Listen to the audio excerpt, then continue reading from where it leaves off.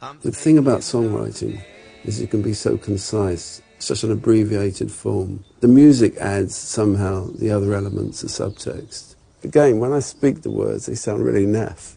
But when you put it together with an emotion, with a melody, with a sound bed, it has a great meaning to it.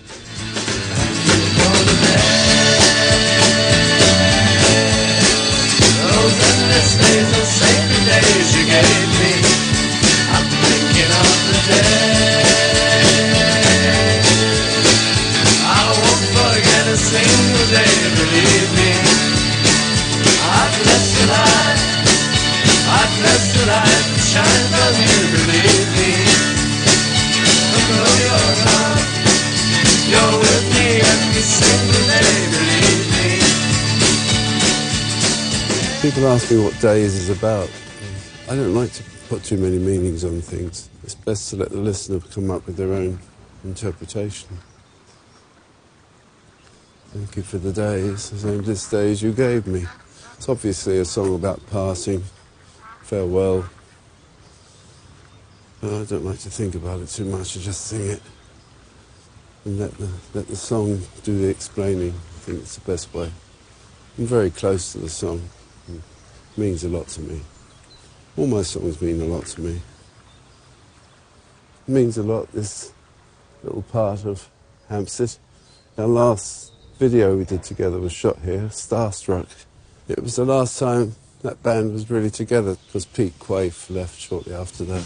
Baby, you're running around like you're crazy. You go to a party and dance through the night, and you'll drink till you're tired, and then you're out on your feet, 'cause you're I miss them more than that they can possibly know. There's something about growing up with the unit of people.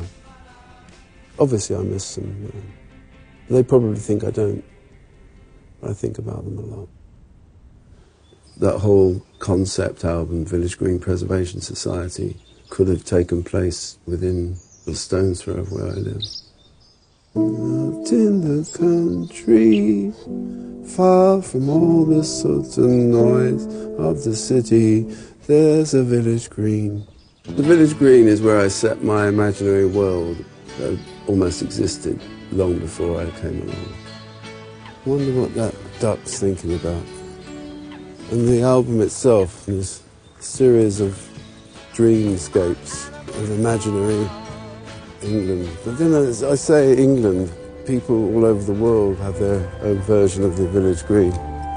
It's to do with innocence and lost youth and I guess a permanence, that life will continue to go on regardless. Fashions come and go, politicians come and go, thank goodness. The village green is something that's beyond things in the world that hang us up like finance, politics and wars. The news, the media, 24-hour news, what a total nonsense that is.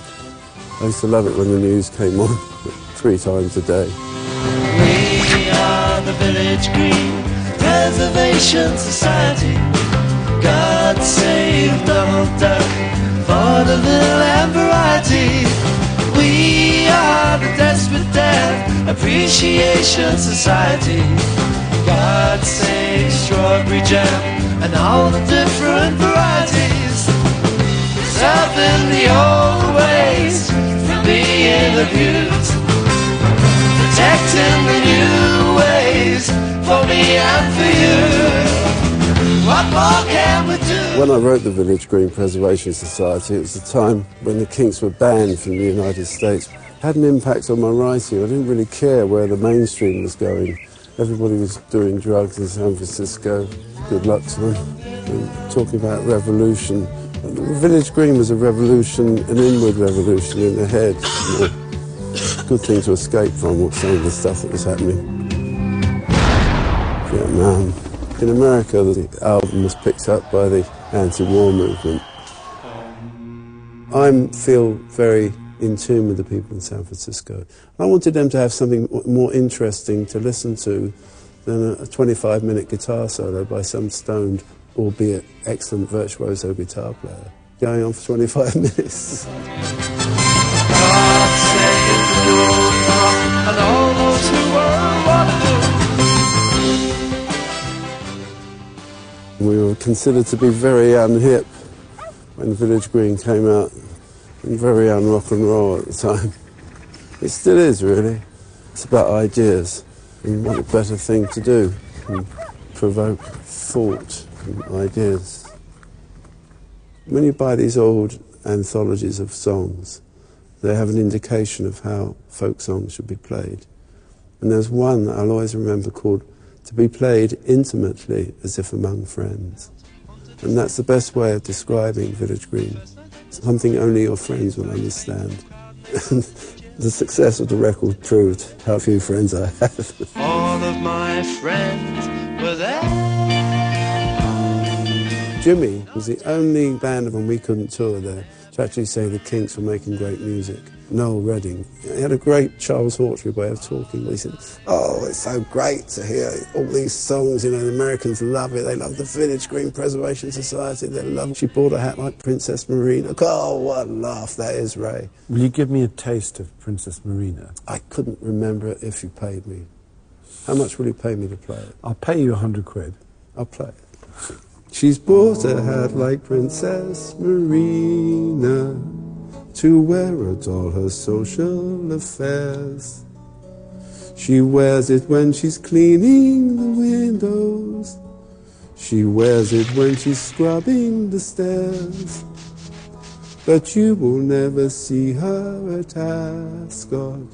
She hasn't got the time nor the fare. But she's bought a hat like Princess Marina, so she don't care. Give me the money. We know you're tight. You have that reputation, right? Money's scarce. There's none to be found. So don't think that I'm tight if I don't buy a round. I'm on a low budget. Once all my clothes were made by hand. Now I'm a cut-price person. Low budget land on a low budget. I'm on a low budget. Why are you making me do this? It's good, it's good. You know, I'm finding this really hard because there's no special trick. I don't believe in these people that do these big art programs and they have a picture of Van Gogh. They say, Van Gogh painted this and the rooks symbolised death. I think he did it just so he could sell it to make some money, which he never did. This is why I left art school. I was being taught to analyse things. People don't need to know what inspired me. They just either like the song or they don't. Back where you started. Come on, do it again, do it again, do it again. Back. When we were allowed back to America, it was starting again. The head of the record company said to me, what you really need, you can tour, but you've got to have that world hit. Yeah, you never knew what to expect with Ray, because he'd always surprise you with something. We used to get all these weird people that used to follow us because of our name. The transsexuals amongst them. Ray and I, went to a couple of clubs and a couple of shows that, were all new to us then. We spent a few nights with these people that had the operation, and out of that came Lola.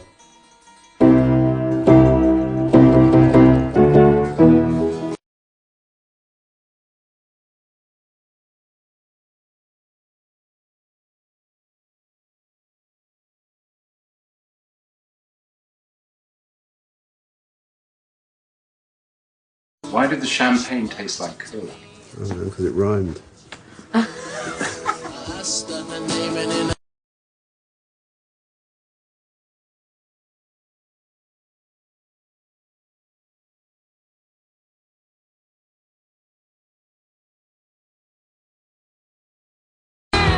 And I just remember that incident with the drag queen a few years earlier. It was a beautiful looking woman who ended up being transvestite, a tranny. I've just recorded this with Paloma Faith. I'm going to tell you something about this tie. Yeah. This tie was given to me by the Morecambe and Wise Appreciation Society. This was actually Eric Morecambe's tie. Really? That's Wow. and I'm wearing it for you. It's radical, the girl singing that song, but she pulls it off. There's a great soul in her voice. Where we drank champagne and danced all night under electric candlelight. She picked me up and set me on a knee and said, "Dear boy, won't you come with me?" Ray sort of touched on that kind of is it, isn't it, is it, isn't it kind of idea of is she a girl or a boy? It doesn't really matter.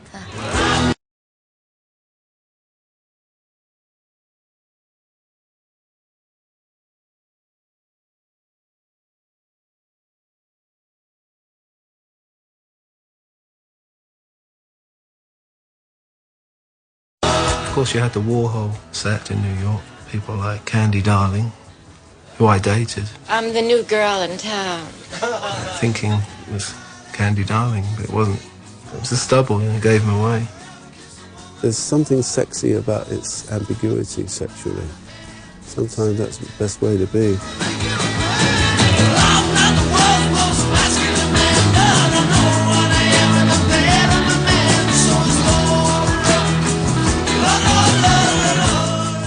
What it did for the Kinks gave us an opening. A lot of drag queens started coming to concerts.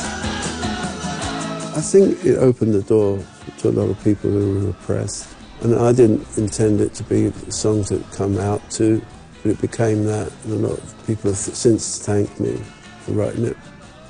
No one's ever going to know the real story, because they'll never guess. The real story is too good. Hello, who is that speaking, please?